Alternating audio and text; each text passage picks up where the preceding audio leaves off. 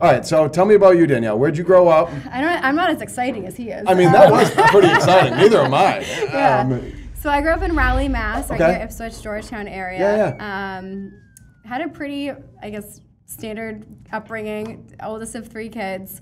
I definitely followed the rules, unlike my husband did growing up. I had that fear in God of my parents. Yeah, I was. That's the way me and Nicole were too. It's the same exact thing. She was yeah. like always like perfect. She never missed a single day of school. Nope. Like, Yep. perfect. Yep. You know, me not so much. Yeah. So anyway, I have a lot of engineers in my family. So Okay. when I was trying to figure out what I wanted to do with my life, I wasn't too sure. But my dad always told me, well, with engineering, you learn a lot of life skills, Yep. and it's something that you can sort of pivot into a different career if that's not where you want to end up. So I went to school at WPI. Yep. I went for industrial engineering. I ended up working at Staples. They had like a management rotation program where you got to rotate through their corporate office in Framingham. Yep. My first actual position within that 2-year rotation period was in Portland, Oregon. I was working at a fulfillment center, doing like, I was a shift supervisor, so I was driving like a pitchfork. Going to a lot of strip clubs. Excuse me.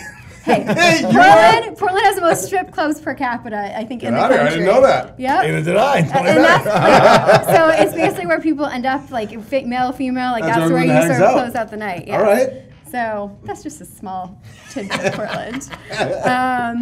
But yeah. There's more to Portland than that. Yes, exactly. So I mean, it was great. Just this was the first time being really off my own. I had no one in Wait, Portland. hold on, take it back one step. Did you say you were driving fork trucks around and everything? Like in the warehouse? Yep. That's pretty cool. I had my Timberlands on pretty much every day. Yep. Like the one female within a room of guys who, again, like third shift, it's like midnight, and had to, right off the bat, being a young female, having to sort of... That's awesome, though. Yeah, it wasn't so much... Well, because that's going for it, and that's getting yourself out of your normal comfort zone. Totally. Doing something that you've never done before. Yeah. And that takes balls. Just like going to the Caribbean takes balls. Yeah. You start your own business and doing all these things, and that's probably why you guys have done so well together. I think that's definitely part of it. And I mean, going through an engineering school, I was definitely one of the fewer female. I think it was like at the time 4-to-1 male female. Yeah. But yeah, I sort of was like, make it or break it for sure. And it was a year rotation. So again, not knowing anyone, I was definitely homesick. I had friends, family.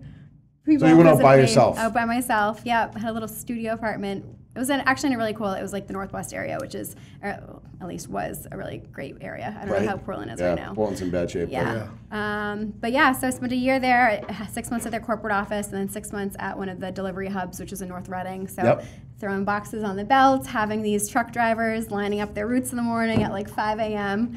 He used to make me coffee and oatmeal before going to work. That's awesome. So yeah, it was So that was what, right out of school? Right out of school, you did that. Yeah, the first 2 years. And then I had the opportunity, actually, one of my good friends who grew up in Wyndham and moved back to Wyndham, Riley. Riley Doherty. Yes. Still at Staples. Yes, still at Staples. They worked together. We worked together. No way. And she I did a ride along with her because I knew I didn't want to be really in the fulfillment center space. So did you meet her at Staples? At Staples. Totally, just an And is that how you introduction. ended up moving up this way? Like just his dad is in Salem, New Hampshire. That's right. Yeah, I knew that she was in Wyndham, and so like that, just the familiarity when we were trying to figure out where to move to after his residency in Brooklyn. But yeah, so she she's my age or maybe even a year younger, and she was just such a go-getter, I was like, if she can do it, I think I can at least come close to what she's doing. So yeah, it was really successful. I mean, Staples has a great, and I'm sure it still is, but very like fundamental sales. Learn a lot of just day-to-day, cold calling, and then I went hustling. We moved to New York sort of within 2 years, and fortunately, just given how I was doing, they gave me a position in the New York territory, so I covered Manhattan. So wait, so you guys went down to New York, you mentioned it briefly, for your residency in Brooklyn. Yeah. Exactly. Right, so you guys are how old then? What, 24, 25? 25. Around there? Yeah, 25. Okay, you guys the same age? No, he's 2 years older. Okay. All right, so you're 25, 26, you moved down there, you're working at Staples. No, and what did you say? You just said that at their Manhattan office. Yes, working at their Manhattan office, covering a lot of the Manhattan territory. And what were you doing at that point? I was still just feet on the street. Okay. Yeah. Awesome. So that was great. And then I had an opportunity, ADP, they had like sort of like an ancillary team doing sales and use tax software. So ADP, the payroll company? Yes, Yep. ADP, the payroll Okay. company. So I got to actually meet with a lot of like designers and go into like Ferragamo and like all these cool places. Cool. And here I am like wearing my Express and all these like little mall names. And then I definitely found an appreciation for designers when I was living in Manhattan, or if we were living in Brooklyn.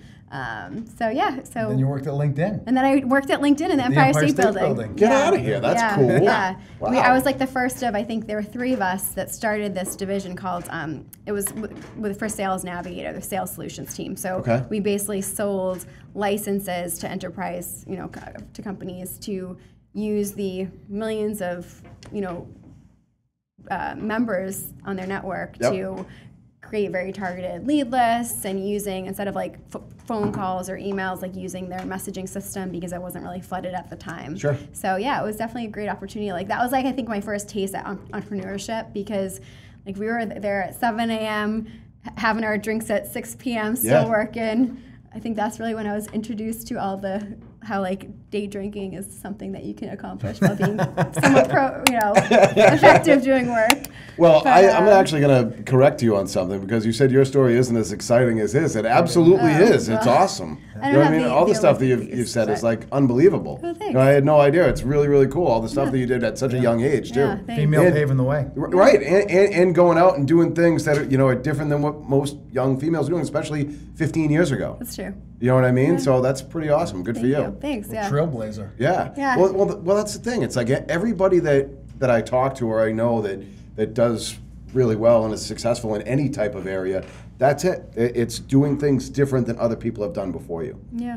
So good for you. Thank you. That's awesome. Thanks. Yeah. That's I didn't marry her just for her looks. no. No. She's thinking the same thing. Yeah. You had a lot more hair back then. But yeah. Did you have long hair back then? It was pretty damn good. Yeah, it was pretty My damn move good. coming out of the pool used to be shaking the head, run the fingers through the hair. Yeah, that's my move now. Yeah. He thinks he's Nick Lachey's doppelganger. He actually looks pretty close to him. Oh, that's wicked funny. Yeah. That photo's still on Facebook, me compared to Nick. Oh, do you have a side by side? Oh, we do. We do. Like he's in on it too.